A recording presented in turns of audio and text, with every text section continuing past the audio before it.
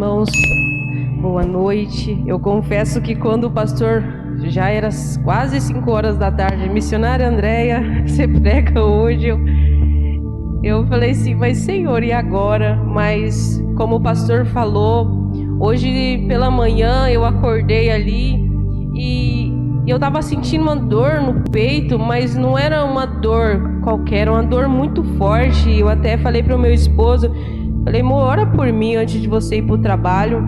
E ali ele orou por mim e eu sentia aquela coisa ruim mesmo, aquela opressão, como se fosse acontecer algo. E eu levantei daquela cama e falei, Senhor, o Senhor disse, se nós invocarmos o Teu nome, o Senhor nos ouve e o Senhor nos traz paz, Senhor. E eu comecei a clamar a Deus, eu comecei a louvar a Deus ali na minha casa, eu comecei a falar com o Senhor, eu comecei a determinar a vida ali naquele lugar, e eu comecei a sentir algo diferente, um renovo, e eu falei, Deus, que esse renovo, Senhor, ele não venha somente ser momentâneo, mas que ele venha estender durante o dia, Pai, e que eu venha sentir essa paz, Senhor, que eu venha sentir essa alegria que o Senhor está colocando no meu coração. Eu não sei o que você veio aqui hoje buscar, eu não sei se você tem uma tristeza, se você tem uma dor, mas eu quero determinar sobre a sua vida, vida. Jesus é vida e eu quero determinar a vida de Jesus sobre a tua vida. A palavra que eu vim pregar hoje está no livro de Neemias, Neemias 4. Vamos para a palavra e vamos ver o que Deus vai falar conosco, porque eu li a palavra, estudei um pouco, mas eu falei, Deus, eu quero que nesta noite o Senhor também fala comigo. Eu quero que o Senhor me encha, Senhor, como o Senhor vai encher a sua igreja. A gente vai estar lendo em Neemias 4 e no decorrer do texto a gente vai estar lendo mais. Neemias 4:1 diz assim: quando Sambalate soube que estava reconstruindo o muro, ficou furioso, ridicularizou os judeus e na presença dos seus compatriotas e dos poderosos de Samaria disse: o que aqueles frágeis judeus estão fazendo? Será que vão restaurar o muro? Irão oferecer sacrifício? Irão terminar a obra num só dia? Será que vão conseguir ressuscitar pedras de construção daquele montes de entulho e de pedras queimadas? Tobias, o amonita que estava ao seu lado, completou: pois que construam, basta que uma raposa suba lá para que esse muro de pedra desande ou desabe. Eu vou ler até aqui e depois eu vou estar lendo mais adiante. Essa semana eu estava em casa falando com o Senhor sobre algumas coisas que estavam acontecendo, e muitas das vezes o Senhor falava comigo assim: filha, você ouve muito o que as pessoas dizem ao seu respeito. Muitas das vezes Deus coloca um plano na nossa vida, faz uma promessa, como a irmã Cida falou, e muitas das vezes o inimigo acaba usando pessoas para chegar até nós e falar assim: você não é capaz, desista, não é para você. Muitas das vezes as pessoas colocam empecilhos, como esse Sambalate falava ali. Neemias, ele começou, um dia ele estava lá no palácio e ele soube que aquela cidade estava sendo invadida, tinha sido destruída. Mas só que o pai de Neemias havia contado a história daquela cidade para ele, que era do povo dele. Então ele sabia que aquela cidade era importante, que aquele reino era importante para ele. Só que ele ficou sabendo que estava tudo destruído. E Neemias, ele chega assim diante do rei, e para servir o rei, porque ele era copeiro, e ele chega triste. E o rei, conhecendo ele, porque desde pequeno foi criado ali no palácio, no palácio junto com o rei pergunta: Neemias, por que você está triste? E Neemias fala assim: meu rei, o meu país, o meu reino, ele está destruído e não tem quem construa, e eu preciso ir até lá para construir. o rei, ele concede a permissão para Neemias para poder ir ali para construir a sua cidade, a sua pátria. Mas o que acontece? Chega ali, o rei ajudou que ele chegasse até ali, deu todo o suporte para que ele chegasse para construir aquela cidade. Chegando até ali, ele encontra empecilhos, ele encontra pessoas que não queriam que ele construísse novamente aqueles muros. E durante a nossa caminhada, a gente vai encontrar batalhas. Você vai encontrar pessoas que vai dizer que você não é capaz, que você não pode. E até mesmo nós mesmos, muitas das vezes, somos capazes de olhar para nós mesmos e dizer que nós não somos capazes. Porque nós olhamos pela nossa própria força, olhamos para nós mesmos e nos colocamos incapazes de fazer algo para Deus, na nossa família, incapaz de concluir algo que Deus colocou na nossa vida. E ali, Sanbalat, ele fala assim, ele ri de Neemias e fala assim, eles vão construir o quê? Se eles construírem aquele muro, logo uma raposa vai passar em cima e vai cair tudo. E nós não podemos colocar empecilho naquilo que Deus tem para fazer na nossa vida. O que Deus tem para fazer na minha e na sua vida, Ele vai fazer independente daquilo que você crê ou não, porque Ele é um Deus de promessa. E se nós somos filhos dEle, Ele vai fazer de tudo para que nós vivamos bem e tenhamos uma vida abençoada na presença dEle. Eu vou estar lendo aqui no 16, que diz assim: daquele dia em diante, enquanto a metade dos meus homens fazia o trabalho e a outra metade permanecia armada de lança e escudo, arcos e couraças, os oficiais deram apoio a todo o povo de Judá que estava construindo o muro. Aqui, enquanto um estava construindo, o outro estava fazendo a guarda, o outro estava ali defendendo. E é isso que nós devemos fazer. Enquanto um está lutando, hoje o pastor falou que hoje foi um dia difícil para ele. Enquanto um dia está difícil para um, o outro deve estar em guarda, em oração, em jejum, buscando a presença de Deus, buscando se revestir, buscando uma adoração real à presença de Deus.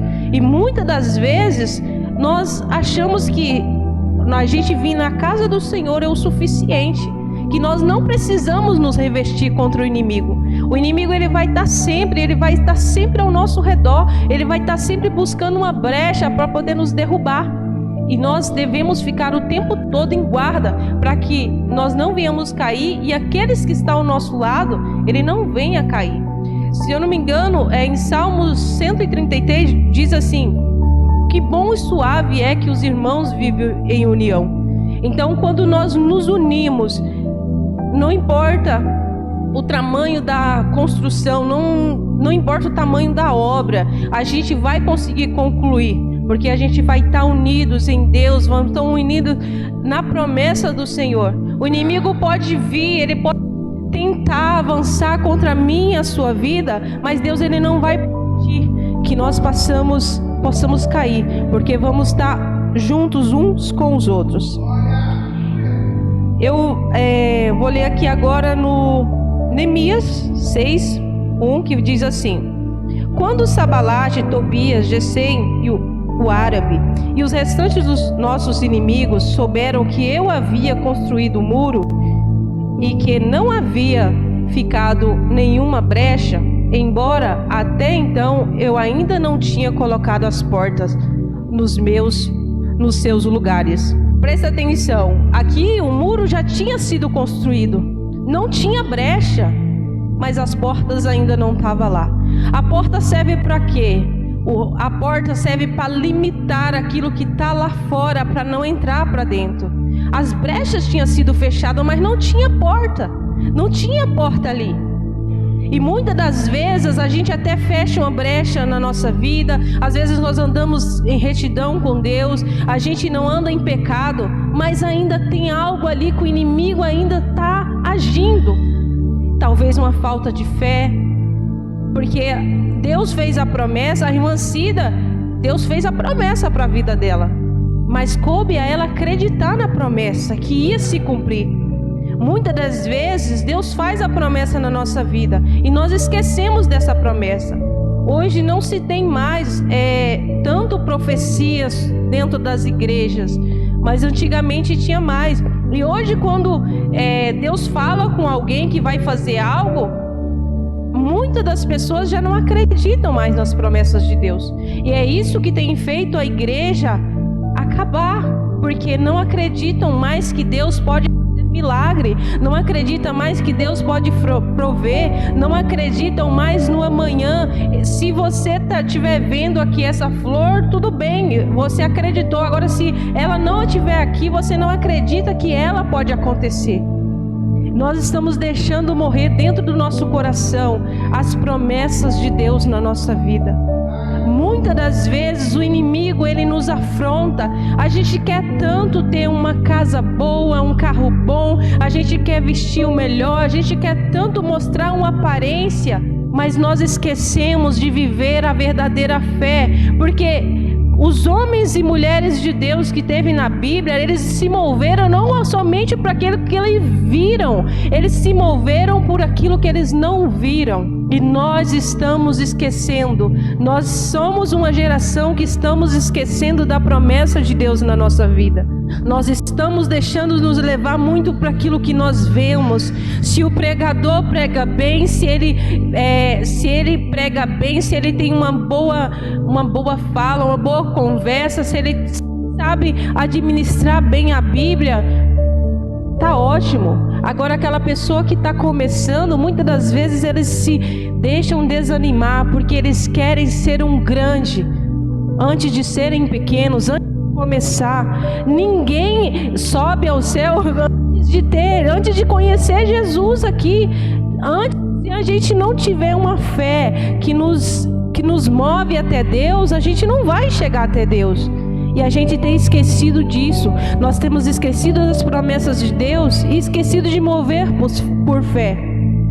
Essa semana eu estava em casa, eu estava falando com Deus, e eu tenho muitos sonhos. Eu sou uma pessoa que eu sonho muito, mas só que eu li uma palavra na Bíblia, eu não lembro agora, que a palavra diz assim, que nós não devemos ficar buscando coisas muito exuberantes, que primeiro a gente tem que buscar algo pequeno, eu não lembro agora. E eu comecei a meditar naquilo. Eu falei, Deus, muitas das vezes a gente busca tantas coisas grandes e esquecemos de viver aquilo que o Senhor tem colocado na nossa vida, pequeno. Às vezes você tem um filho, mas você não sustenta só com aquele filho, você quer ter 2. Ou você tem um carro, você não sustenta algum carro que você tem, você quer ter um carro melhor.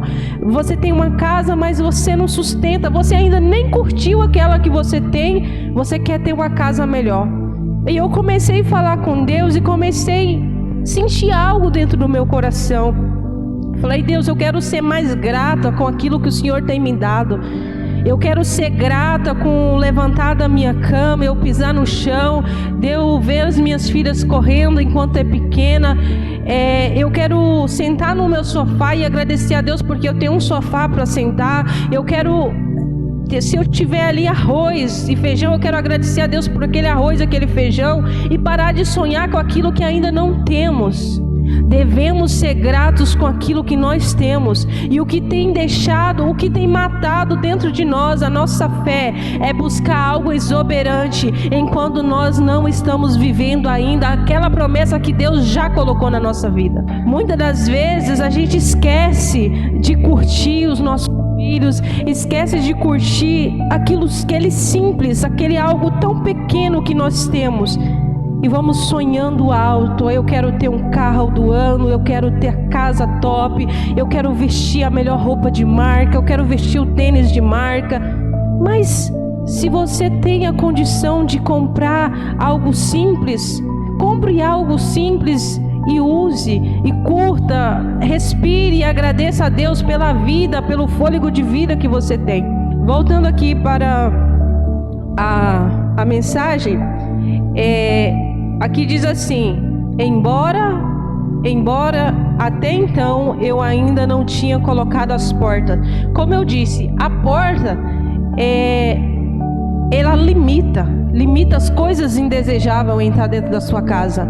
O frio, Quando você fecha a porta, o medo, você já não sente medo de que algo estranho venha até você. Feche a porta da incerteza, da ingratidão, do medo da sua vida e deixa Deus entrar e fazer morada dentro da sua vida. Deixa Deus habitar dentro de você de uma maneira real.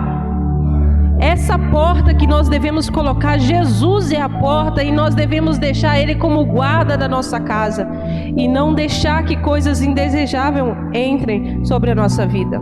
Aí diz assim, no capítulo 6, versículo 3, ainda no 2, diz assim: venham, vamos nos encontrar num dos povoados da planície de Onu.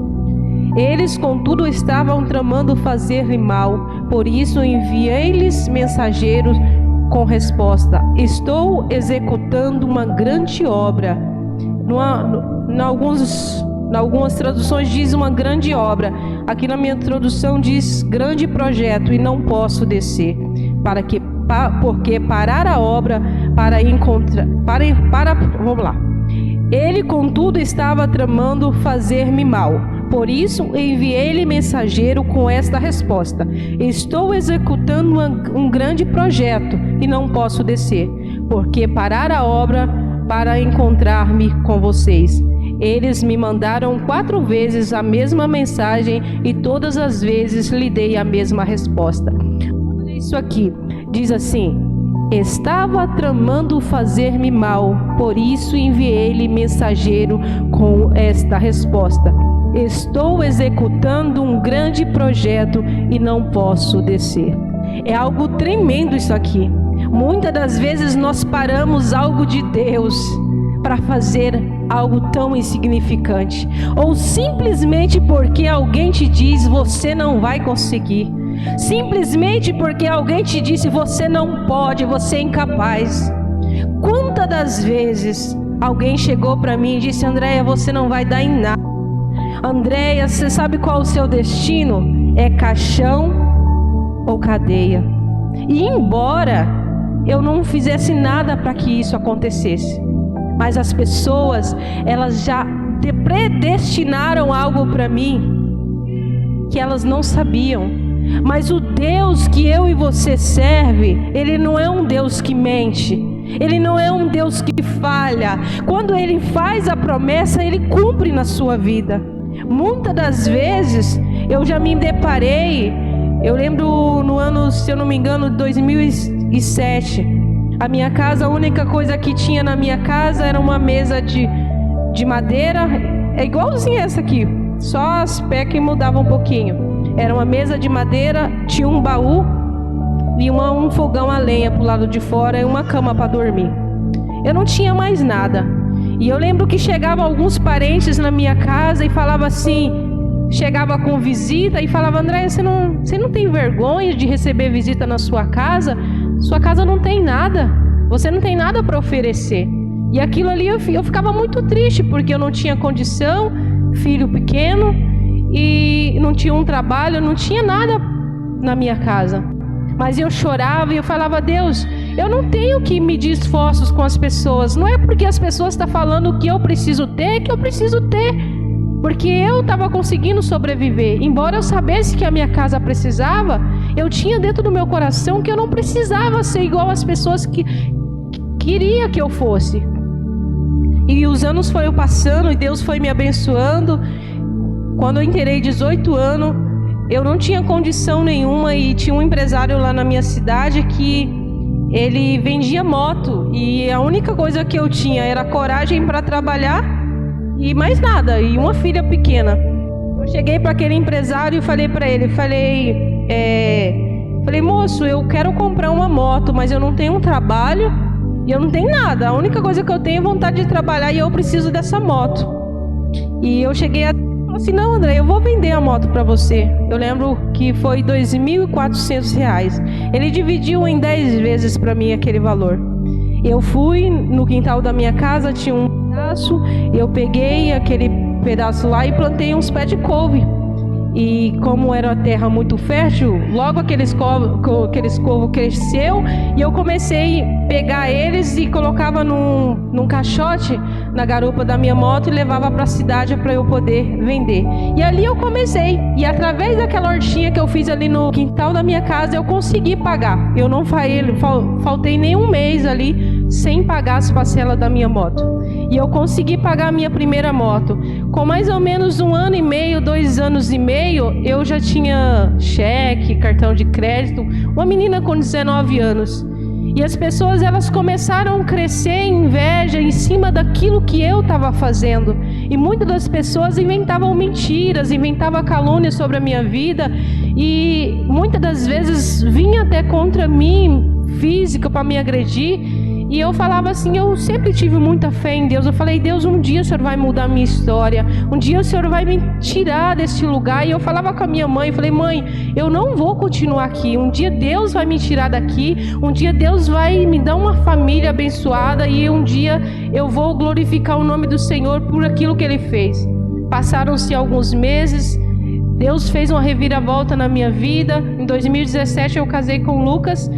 E hoje a gente não somos ricos, mas uma coisa eu posso garantir para vocês, eu tenho paz. E tudo aquilo que Deus prometeu que ia fazer na minha vida, Ele falava assim, André, eu vou te tirar daqui. Foi igual a irmã Cida falou, onde eu morava só ia quem quisesse ir, porque era um lugar muito longe da cidade, de tudo. Era muito longe, era a única casa que tinha lá no pé do morro. E ninguém ia na minha casa, a minha família não ia na minha casa, ninguém ia. E Deus mandava pessoas a 7 quilômetros, andavam a pé. Tinha dia que eu orava, minha oração era assim, Senhor, hoje é o último dia, Pai. Eu não aguento mais, Senhor. Eu não quero mais, hoje é o último dia. Eu tentei suicidar 5 vezes, eu tentei contra a minha vida. Todas 5 vezes. Da última vez, Deus falou comigo, você não intenta contra a sua vida, porque o que eu tenho para você é muito grande. E se você tentar contra a sua própria vida, eu vou te fazer descer para mostrar que você está sendo uma pessoa teimosa. E eu vou cortar todo tipo de aliança que eu tenho com você. E aquele dia eu chorei muito e quando eu terminei de fazer oração, chegou um pastor. O meu pastor chamava Osvaldo. E ele falou assim, filho, eu estava lá em casa e Deus falou sobre você no meu coração. Ele saiu da cidade dele, pastor, e andou 7 quilômetros a pé. Chegou lá com a irmã e falou assim, eu vim aqui porque Deus mandou, eu vim aqui falar com você. E eu cheguei ali e ele chegou ali, fez uma oração para mim. E a partir daquele dia Deus começou a mudar a minha vida, começou a mudar a minha história. Eu comecei a ter intimidade com Deus, eu comecei a subir para monte, eu comecei a levantar na madrugada. Deus começou a me dar louvores e Deus começou a fazer uma obra linda na minha vida. Mas ali aquela promessa ainda não acabou. Deus tinha uma promessa que ia me tirar daquele lugar. Uma pessoa que não tinha dinheiro para comprar nem um chinelo para calçar, não tinha dinheiro para nada. E eu falava, Deus, como o Senhor vai me tirar deste lugar? Deus, Ele fez todo um projeto. Deus, Ele fez todo algo tão novo, tão transformador para poder me tirar dali. E eu estar aqui hoje, contando esse testemunho para vocês, eu sou um milagre na presença de Deus. E se eu tivesse olhado para aquilo que as pessoas disseram que eu ia ser, se eu simplesmente tivesse parado e falado assim, eu não vou ser nada porque as pessoas determinou que eu ia ser aquilo, que eu não ia dar em nada, eu estaria lá até hoje. Se eu não acreditasse que Deus era capaz de fazer na minha vida algo transformador, eu estaria lá. E como diz aqui a palavra, estou executando um grande projeto e não posso descer. Simplesmente assim, eu estou fazendo a obra de Deus. E quando nós determinamos que vamos obedecer, que nós vamos ficar na posição que Deus coloca, Deus, Ele começa a nos honrar. Deus, Ele começa a mover pedras, Ele começa a mover coisas de lugar. E se preciso for, Deus faz descer por causa de você. Porque Deus, Ele nos ama de tamanha grandeza que Ele faz tudo ao nosso redor cooperar para que as promessas dele se cumpram. E eu vou estar lendo aqui a última parte aqui, que diz no Neemias 6, 15, que diz assim: o muro ficou pronto no 25º dia de Elul.